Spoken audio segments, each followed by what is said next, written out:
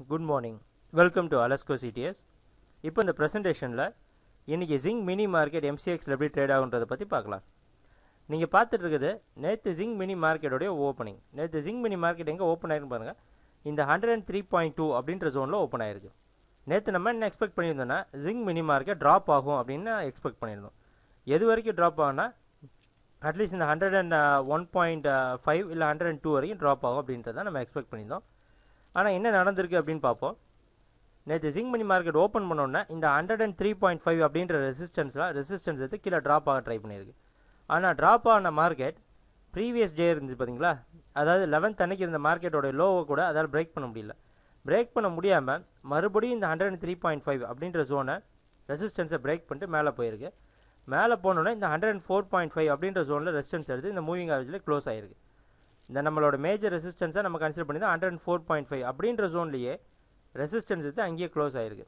So நேற்று மார்க்கெட்டை பொறுத்த வரைக்கும் என்ன அப்படின்னு பார்ப்போம். மார்க்கெட் ஓப்பன் ஆன மார்க்கெட் கண்டினியூஸாக கொஞ்சம் ட்ராப் ஆகிட்டு கம்ப்ளீட்டாக ரிகவர் ஆகிருக்கு. இந்த ரிகவரிக்கு காரணம் என்னென்னு கொஞ்சம் பார்த்தோன்னா கொஞ்சம் காப்பர் மார்க்கெட்டோட சப்போர்ட்னு கூட சொல்லலாம். பட் இன்றைக்கி எங்கே மார்க்கெட் ஓப்பன் ஆகும் அப்படின்னு எக்ஸ்பெக்ட் பண்ணுறோன்னா இந்த 105.5 பக்கமாக ஓப்பன் ஆகிறதுக்கு சான்சஸ் இருக்குது. ஸோ இன்றைக்கி ஜிங்க் மினி மார்க்கெட்டோட ஓப்பனிங் 105.5க்கு ஓப்பன் ஆகிறதுக்கு சான்சஸ் இருக்குது.